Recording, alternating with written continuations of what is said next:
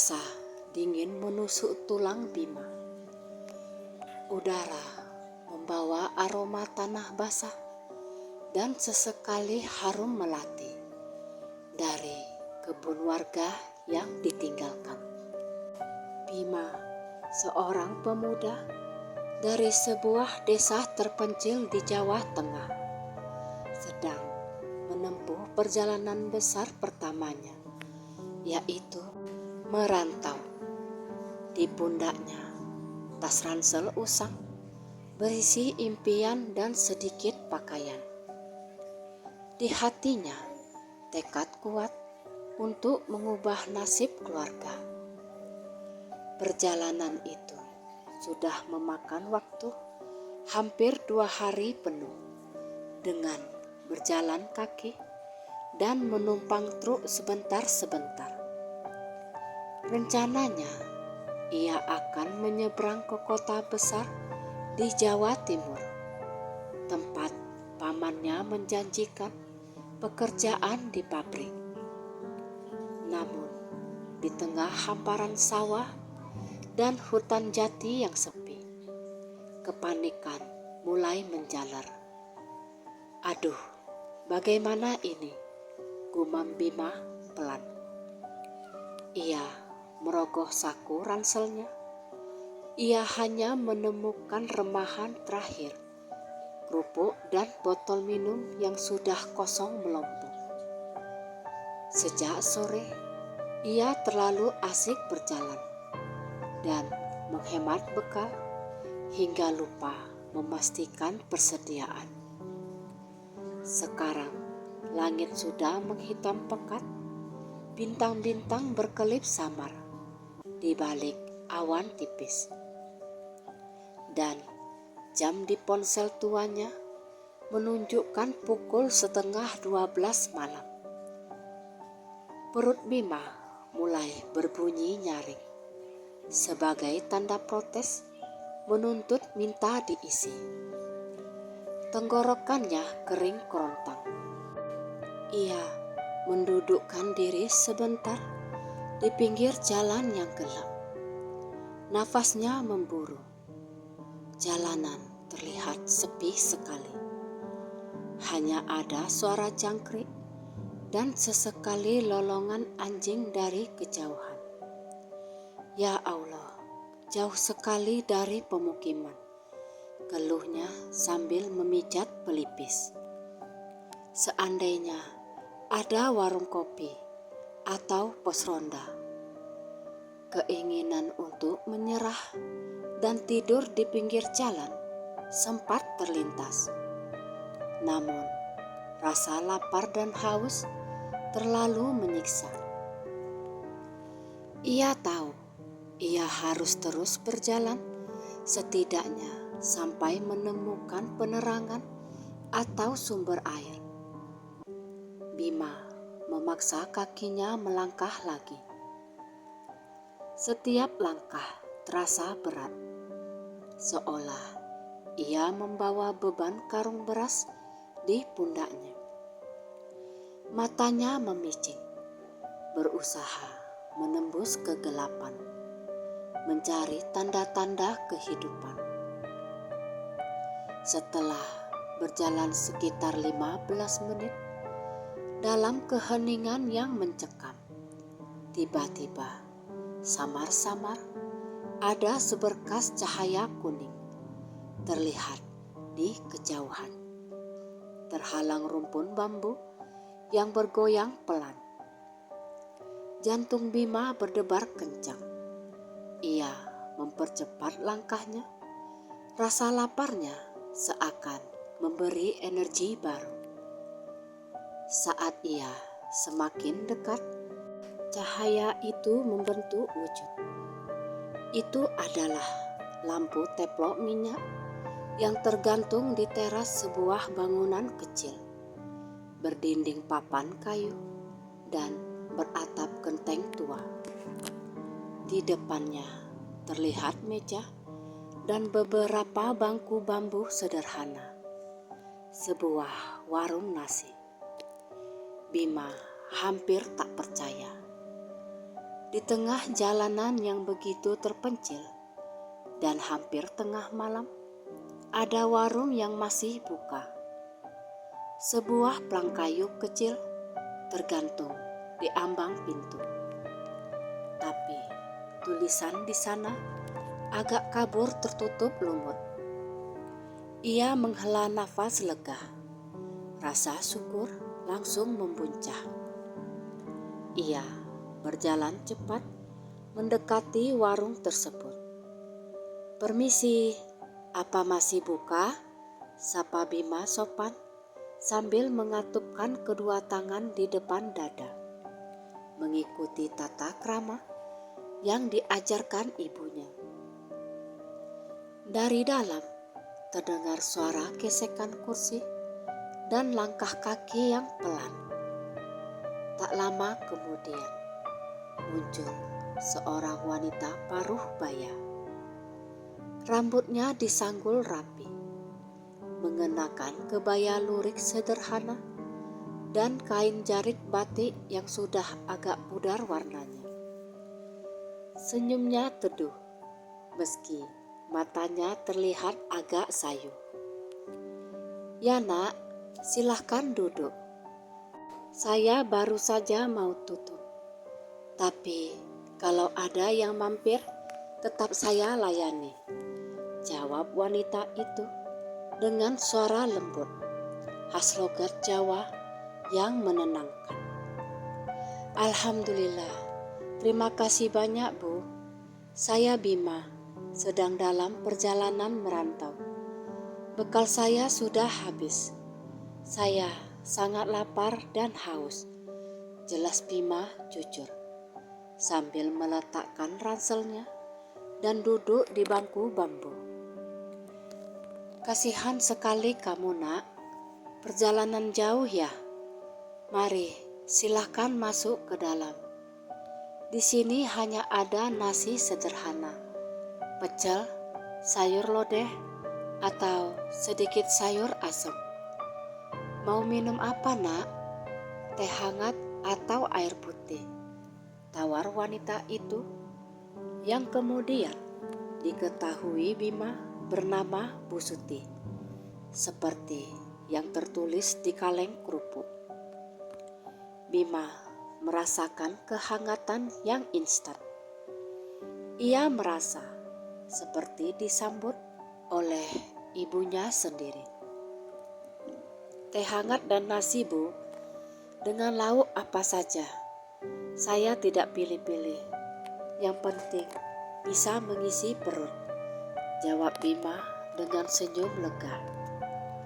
Bu Suti mengangguk, lalu berbalik masuk ke dapur warung yang minim pencahayaan, hanya diterangi lampu minyak.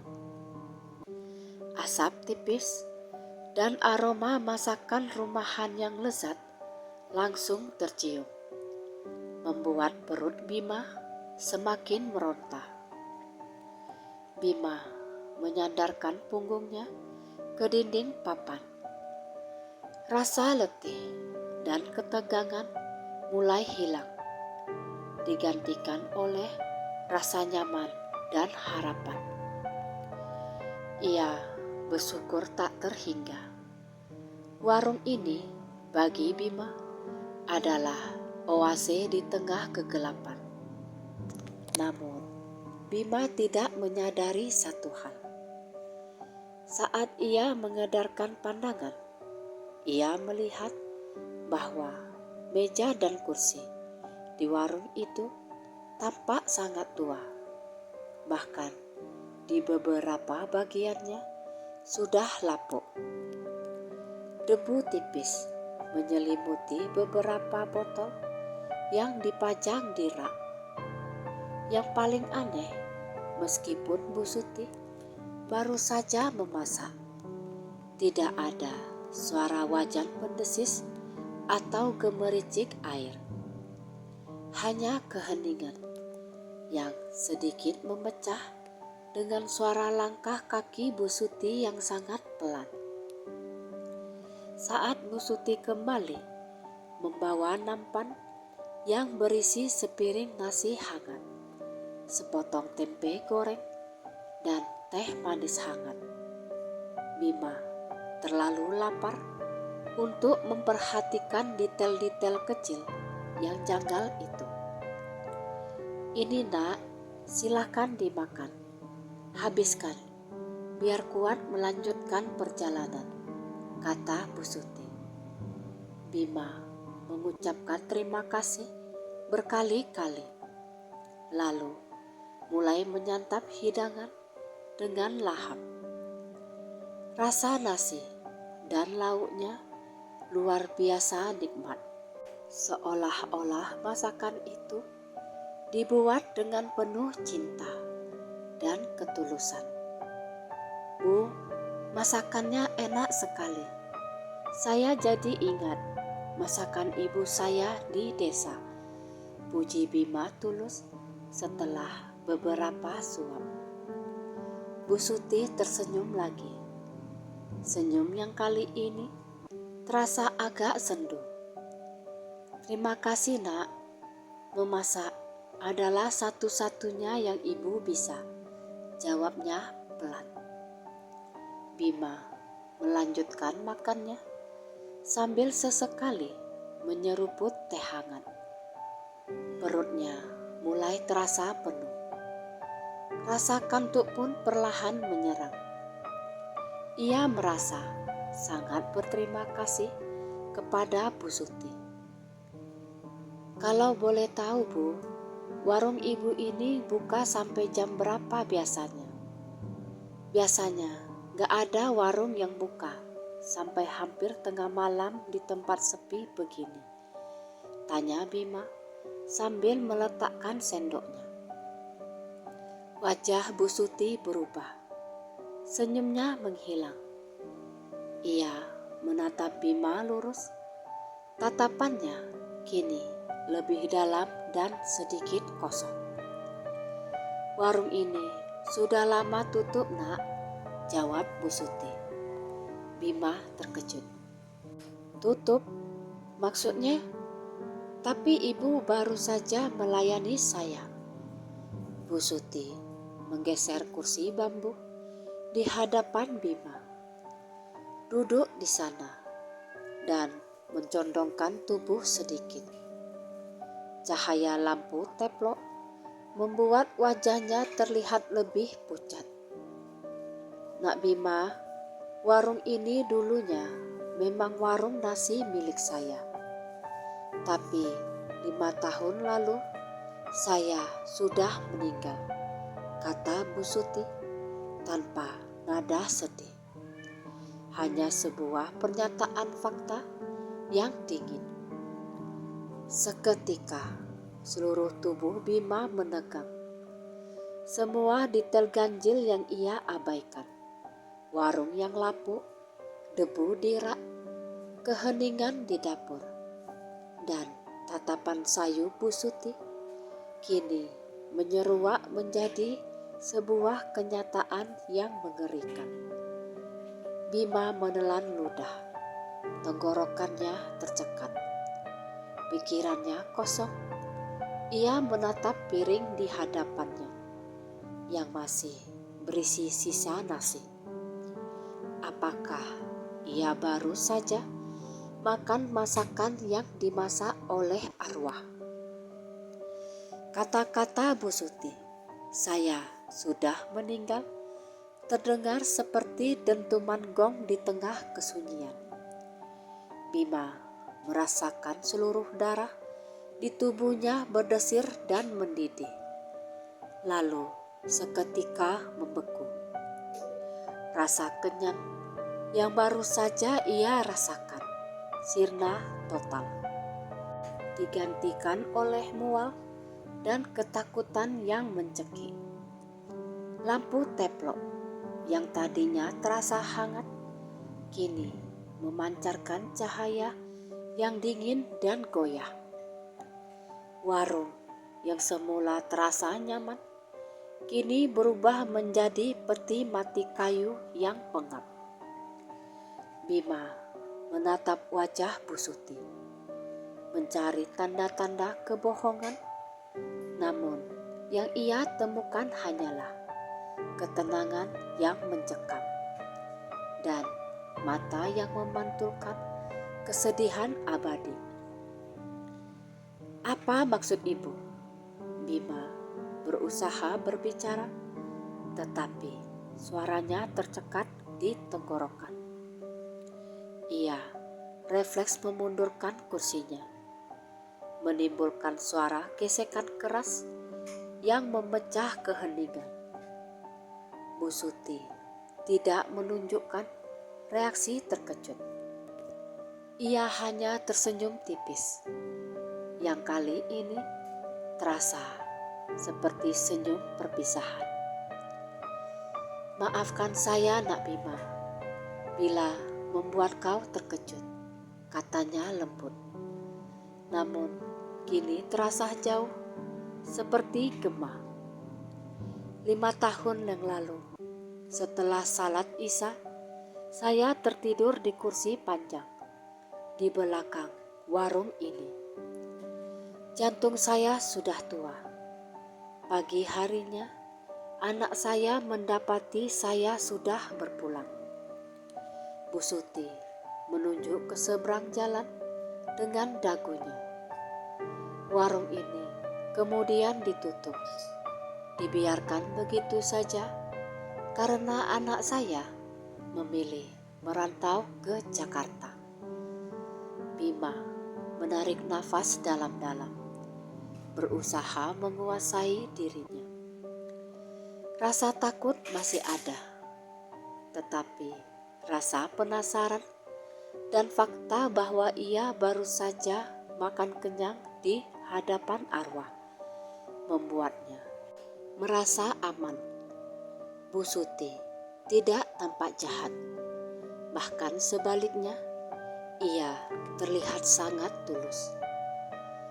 Arwah macam apa yang menyediakan makanan untuk musafir yang kelaparan, pikir Bima. "Tapi mengapa ibu masih di sini?" tanya Bima. Kini suaranya lebih stabil, meskipun ia masih menggenggam erat botol minum kosong di tangannya. "Dan mengapa ibu melayani saya?" Bu Suti menghela nafas yang tidak menimbulkan kabut di udara dingin. "Warung ini, Nak, adalah seluruh hidup saya. Dulu suami saya sering bepergian jauh. Saya sering melihat anak-anak muda sepertimu atau para musafir lain yang kehabisan bekal dan kelaparan saat melintasi jalan sepi ini di tengah malam. Saya selalu tak tega. Saya selalu berusaha menyalakan lampu, menyediakan makanan panas, dan memberi mereka tempat beristirahat yang layak, walaupun hanya sebentar." Bu Suti melanjutkan, tatapannya menerawang ke sudut gelap warung. Ternyata rasa tidak tega itu begitu kuat melekat. Setelah raga saya tiada, jiwa saya tidak bisa sepenuhnya tenang meninggalkan warung ini. Apalagi jika malam-malam begini, saya mendengar atau merasakan ada seseorang yang perutnya benar-benar kosong dan energinya sudah habis. Bu Suti menatap Bima lagi. Matanya yang sayu kini terasa memancarkan welas asih, kasih sayang yang mendalam. "Saat kamu datang tadi, aura lapar dan hausmu begitu kentara. Hatiku tersentuh. Saya melihatmu bukan dengan mata dunia, tapi dengan mata batin yang tersisa. Saya tidak tega melihat pemuda seperti kamu yang sedang berjuang meniti nasib harus pingsan hanya karena kelaparan di pinggir jalan sunyi ini. Oleh karena itu, saya berniat untuk membukakan warung ini lagi, khusus untukmu. Energi yang saya gunakan untuk mewujudkan nasi dan teh itu adalah energi niat tulus saya.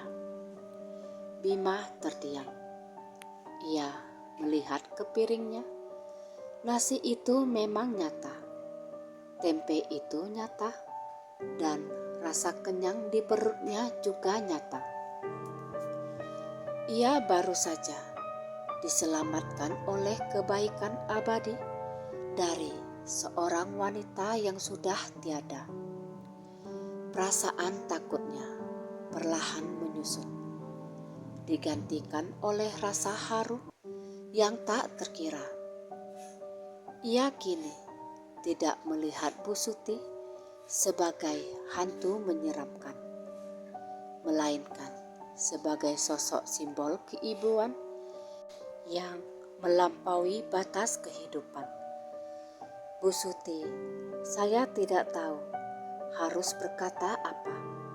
Saya sangat berterima kasih, ucap Bima dengan nada bergetar. Ia menunduk, tak berani menatap wajah Bu Suti terlalu lama, tetapi juga tak ingin terlihat tak sopan. Tidak perlu berterima kasih, Nak.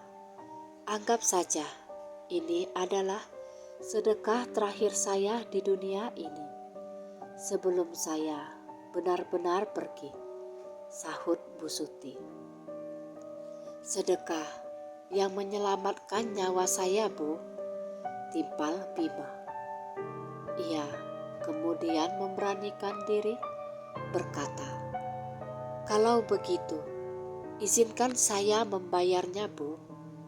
Tidak enak rasanya makan gratis, apalagi dari panjenengan. Bima merogoh saku, mengeluarkan beberapa lembar uang kertas yang sudah lecek. Bu Suti menggeleng perlahan. Tidak, Nak, uang itu bawa saja untuk bekalmu. Kamu masih butuh banyak untuk mencapai kota dan memulai hidup baru. Lagi pula, uang dunia sudah tak berarti bagi saya. Lalu, apa yang bisa saya lakukan untuk membalas kebaikan Ibu? Pasti ada sesuatu yang membuat Ibu belum tenang sepenuhnya, selain warung ini. Ia sadar, ia tidak bisa hanya menerima kebaikan sebesar ini tanpa memberi balasan. Setidaknya untuk membantu Bu Suti menemukan kedamaian. Bu Suti tersenyum lembut. Kamu cerdas, Nak. Ya, memang ada hal kecil yang ingin saya minta. Ini bukan untuk saya, melainkan untuk warung ini. Ia beranjak, berjalan menuju sebuah laci kayu tua di sudut warung. Bima menahan nafas, memperhatikan gerakannya yang sangat lambat dan sunyi. Bu Suti membuka laci itu, mengeluarkan sebuah kotak kayu kecil yang sudah usang dan berukir motif kawung khas Jawa. Kotak ini berisi beberapa lembar surat dan sebuah cincin pernikahan saya. Dulu saya titipkan kepada anak saya sebelum ia merantau. Saya memintanya untuk menguburkan kotak ini di bawah pohon beringin besar di belakang warung bersama dengan cobek kesayangan saya sebagai tanda perpisahan terakhir. Tapi Bu Suti, anak saya lupa nak, atau mungkin dia takut kembali sendirian. Kotak ini masih ada di sini, dan cobek itu masih tersimpan di dapur. Ini adalah penghalang kecil yang membuat hati saya sedikit terikat pada tempat ini. Bu Suti meletakkan kotak itu di meja. Suhunya terasa dingin saat menyentuh kayu. Saya ingin kamu berjanji setelah fajar tiba dan kamu sudah kuat, tolong antarkan kotak ini pada anak saya di Jakarta dan sampaikan pesan saya untuk menguburkannya di tempat yang saya sebutkan tadi. Sampaikan padanya bahwa ibu sudah bahagia, pinta Bu Suti dengan tatapan memohon yang begitu dalam. Bima mengambil kotak kayu itu, merasakannya di tangan. Ia tahu janji ini adalah misi suci yang harus ia tunaikan. Ia menatap Bu Suti yang kini wajahnya terlihat sedikit lebih bercahaya, seolah bebannya sudah terangkat setengahnya. Saya berjanji Bu Suti, demi Allah, saya akan antarkan kotak ini pada anak ibu. Tetapi siapa nama anak ibu dan di mana dia tinggal? Namanya Joko. Alamatnya ada di surat itu. Kamu akan menemuinya nak Bima. Kamu akan berhasil merantau dan kamu akan membawa kebahagiaan untuknya dan dirimu, ucap Bu Suti. Suaranya kini terdengar seperti bisikan terakhir yang dipenuhi harapan. Saat Bu Suti mengucapkan kata-kata itu, cahaya lampu teplok tiba-tiba meredup dan mati total. Warung itu seketika gelap gulita dan Bu Suti menghilang. Bima kini sendirian di tengah kegelapan dengan rasa kenyang di perutnya dan kotak kayu dingin di tangannya. Ketika fajar menyingsing, Bima terbangun.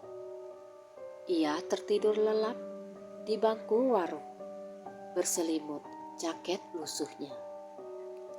Warung itu kini tampak lebih jelas di bawah sinar matahari pagi. Kayu-kayu lapuk, cat yang mengelupas, dan debu tebal yang menutupi setiap permukaan. Tidak ada jejak aktivitas, kecuali piring kotor yang semalam ia gunakan. Piring itu nyata, bekas-bekas nasi dan tempe masih terlihat. Ia benar-benar makan di sana. Di sampingnya, kotak kayu tua dari Bu Suti masih tergeletak. Dingin, tetapi terasa berat, penuh makna. Bima segera mengambilnya. Bu Suti, saya akan tepati janji saya, bisiknya sambil mengatupkan tangan dan menunduk hormat ke arah warung. Ia segera membuka kotak kayu itu. Di dalamnya terdapat 3 lembar surat yang sudah menguning dan sebuah cincin emas sederhana. Surat teratas berisi alamat dan nama Joko Santoso di sebuah kontrakan di kawasan padat pinggiran Jakarta Timur. Ada juga catatan kecil berisi pesan Bu Suti tentang cobek kesayangannya yang masih tersimpan di lemari dapur warung. Bima bangkit, mengenakan ranselnya, dan sekali lagi menatap warung yang penuh misteri dan kebaikan itu. Ia merasa energinya pulih sepenuhnya. Ia meninggalkan warung itu kini bukan hanya sebagai perantau yang kelaparan, tetapi sebagai pembawa pesan takdir. Perjalanan dari Jawa Tengah ke Jakarta terasa sangat panjang. Uang bekal yang tersisa ia gunakan sehemat mungkin untuk menumpang bus ekonomi dan truk. Di sepanjang perjalanan, ia memegang erat kotak kayu itu. Itu bukan hanya sebuah benda, melainkan amanah yang jauh lebih berharga daripada semua uang yang ia miliki. 2 hari kemudian, Bima tiba di Jakarta. Udara yang panas, bising knalpot, dan keramaian manusia yang bergerak cepat sangat kontras dengan kesunyian malam di warung Bu Suti. Bima merasa seperti ikan yang dilempar ke daratan. Meskipun bingung dan cemas, Bima bertekad. Ia menghabiskan sisa uangnya untuk naik angkutan umum, bertanya ke sana kemari, hingga akhirnya tiba di kawasan kontrakan yang tertulis di surat. Setelah bertanya kepada beberapa warga dan pemilik warung kecil, ia berhasil menemukan kontrakan Joko Santoso. "Permisi, apakah benar ini rumah Bapak Joko Santoso?" tanya Bima sopan kepada seorang pemuda yang sedang duduk di teras. Wajahnya terlihat lelah dan sedikit murung. Pemuda itu mendongak.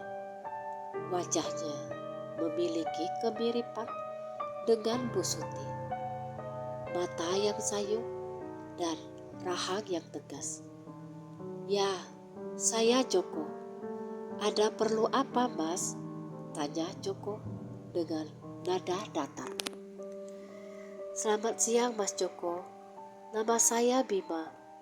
Saya datang dari desa di dekat tempat warung ibumu berada, di lereng Lawu sana."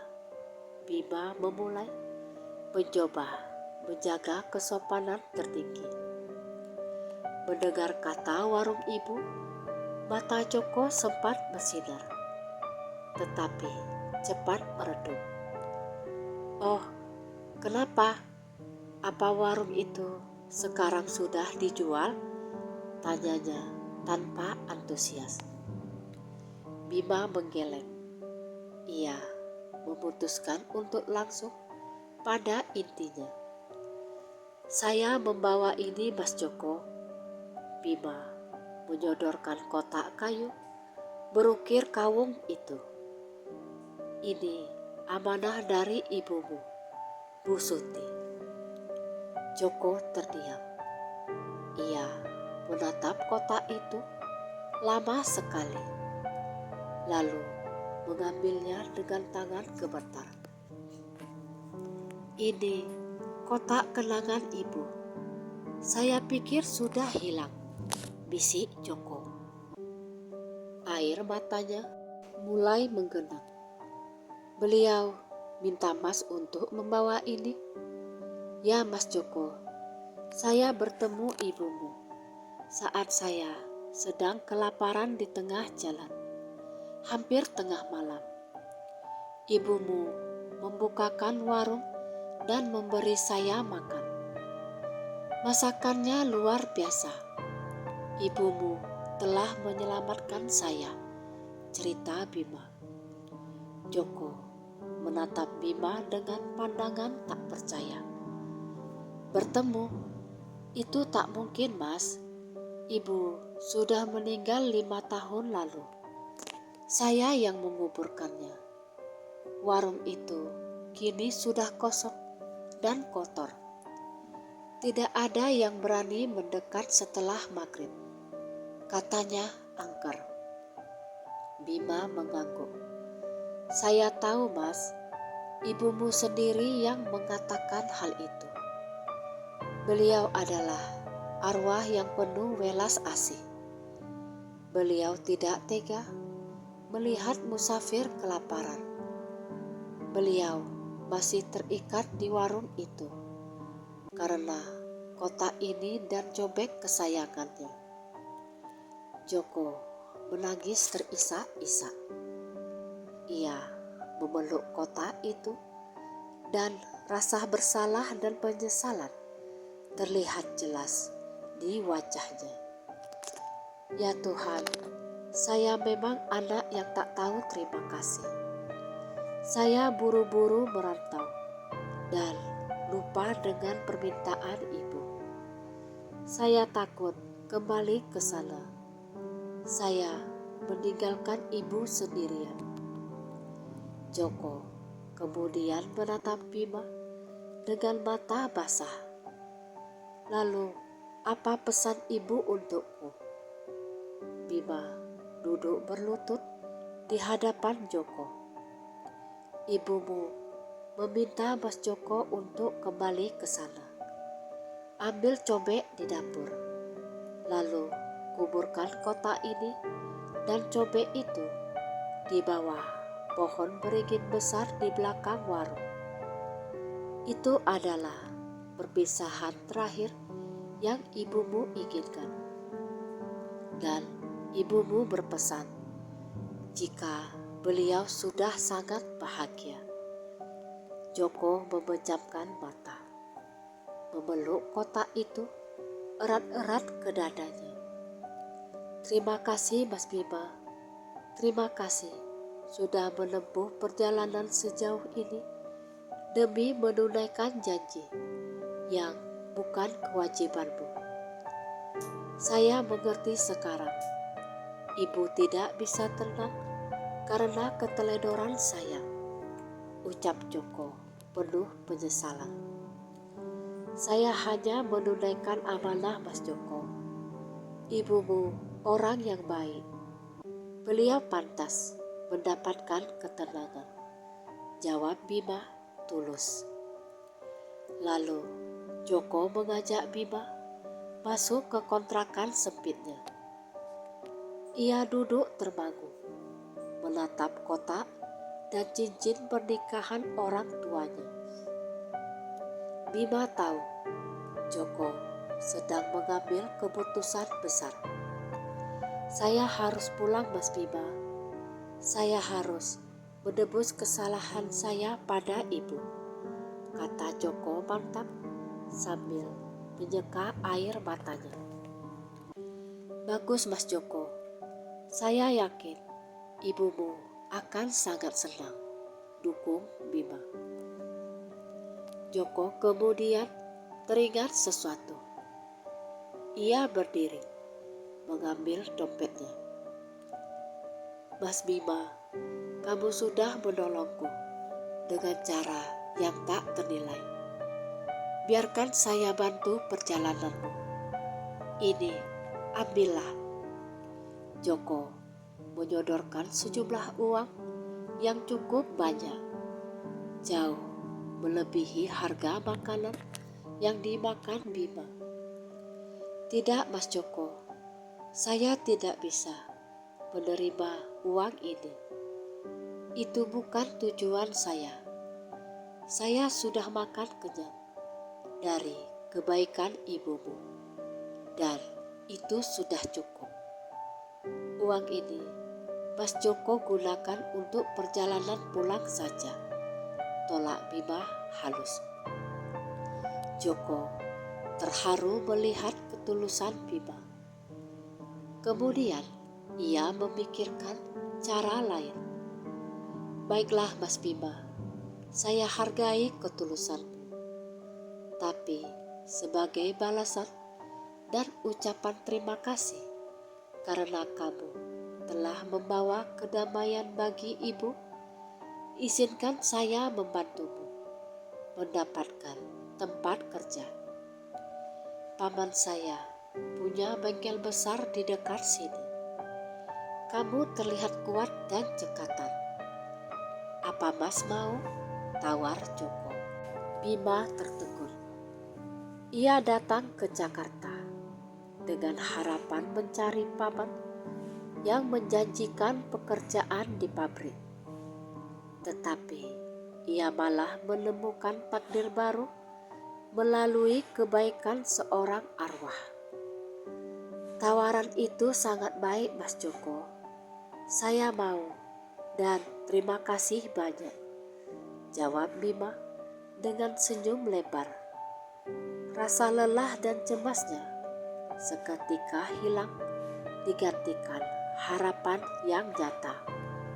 Setelah pertemuan dengan Bima, Joko segera mengajukan cuti dan mempersiapkan diri untuk kembali ke desa. Ia membeli tiket bus malam, membawa kotak kayu berisi surat dan cincin, serta niat yang tulus untuk menunaikan permintaan terakhir ibunya. Sementara itu, Bima memulai hidup barunya. Sesuai janji Joko, Bima diperkenalkan kepada Paman Joko, pemilik sebuah bengkel reparasi mobil yang cukup besar dan ramai. Paman Joko, setelah mendengar seluruh cerita mistis supranatural yang disampaikan dengan penuh kejujuran oleh Bima tentang warung tengah malam, nasi arwah, dan amanah, beliau merasa sangat terkesan dan terharu. Ia melihat Bima sebagai pemuda yang jujur, bertanggung jawab, dan memiliki keberanian moral yang langka. Nak Bima, kamu adalah orang yang diutus Gusti Allah untuk membawa kedamaian bagi kakak saya. Saya tidak akan pernah melupakan kebaikanmu, kata Paman Joko menyambut Bima di bengkelnya. Bima pun diterima bekerja dengan baik.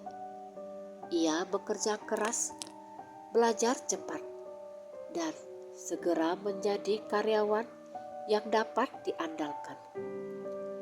Ia mendapatkan tempat tinggal yang layak di mes karyawan dan penghasilan yang cukup untuk dikirimkan ke kampung. 3 hari kemudian, Joko tiba kembali di warung tua itu. Ia membuka pintu warung yang kini terasa begitu hening dan dingin. Bau tanah dan lumut tercium kuat. Ia berjalan ke dapur, menemukan lemari tua yang rapuh, dan di dalamnya terbungkus kain batik usang, cobek yang selama ini dicari ibunya. Cobek itu terasa berat dan dingin di tangannya. Sore itu, sebelum matahari terbenam, Joko menggali tanah di bawah pohon beringin tua yang menjulang tinggi di belakang warung, tempat di mana Bu Suti sering beristirahat. Dengan air mata yang terus mengalir, ia meletakkan kotak kayu dan cobek itu ke dalam liang. Ibu, maafkan Joko, Bu.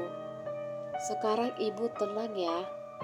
Kami semua sayang ibu, bisik Joko, lalu menutup liang itu dengan tanah. Seketika, sebuah keajaiban kecil terjadi. Joko dapat merasakan hembusan angin sejuk yang sangat lembut, membawa aroma melati yang kuat, aroma yang selalu digunakan Bu Suti. Angin itu bukan angin biasa, melainkan seperti sentuhan perpisahan yang damai dan penuh cinta. Joko mendongak di ambang pintu dapur. Ia melihat samar-samar sekelebat bayangan wanita berkebaya lurik yang tersenyum sangat tulus, lalu memudar sepenuhnya bersama dengan menghilangnya aroma melati. Jiwa Bu Suti telah menemukan kedamaian yang sesungguhnya. Ikatan welas asih yang membuatnya tertahan di dunia kini telah terurai. Warung itu kini benar-benar hanya menjadi bangunan mati, namun penuh kenangan manis. Joko kembali ke Jakarta dengan hati yang ringan dan penuh rasa syukur. Ia segera menemui Bima di bengkel dan menceritakan bahwa amanah telah tuntas. Ibu sudah pergi dengan tenang, Mas Bima. Terima kasih, kata Joko sambil memeluk Bima erat. Bima ikut merasakan kebahagiaan itu. Ia merasa lega dan bangga telah menuntaskan tugas suci tersebut. Hidup Bima di Jakarta berjalan sangat baik. Ia tidak hanya bekerja di bengkel, tetapi juga menggunakan waktu luangnya untuk mengikuti kursus mekanik. Ia menabung dengan giat dan yang terpenting, ia memiliki keluarga baru di perantauan, yaitu Joko dan pamannya. 3 tahun berlalu, Bima bukan lagi pemuda desa yang kehausan dan kelaparan. Ia telah menjadi seorang mekanik handal dan terpercaya. Ia berhasil mengirimkan uang yang cukup untuk memperbaiki rumah orang tuanya di desa. Suatu hari, Paman Joko memanggil Bima ke kantornya. Nak Bima, kamu sudah seperti anak saya sendiri. Kamu jujur dan bekerja keras, karena kamu telah membawa keberkahan bagi keluarga kami. Saya ingin memberikanmu hadiah, ujar Paman Joko. Paman Joko menyodorkan sebuah kunci. Ini adalah kunci ruko kecil di seberang jalan. Saya sudah renovasi dan melengkapinya dengan peralatan dasar. Mulai sekarang, rukomu ini adalah bengkel kecil milikmu sendiri. Anggap saja ini adalah balasan dari seluruh keluarga kami, termasuk Bu Suti, atas kebaikanmu, kata Paman Joko. Bima terkejut hingga tak bisa berkata-kata. Air matanya menetes. Ia memeluk Paman Joko, mengucapkan terima kasih berkali-kali. Ia menyadari perjalanan merantau yang dimulai dengan rasa lapar dan ketakutan di malam yang sunyi telah berakhir dengan kebahagiaan dan keberkahan yang berlipat ganda. Semua ini adalah buah dari welas asih Bu Suti yang tak tega melihatnya kelaparan dan ketulusan niatnya sendiri dalam menunaikan amanah. Setiap kali Bima mencium bau melati samar di bengkel barunya. Ia tahu arwah baik Bu Suti selalu menjaganya. Ia tak pernah lagi kelaparan. Ia selalu ingat bahwa kebaikan sekecil apapun, bahkan yang diberikan oleh arwah, akan membawa kebahagiaan abadi bagi semua yang terlibat.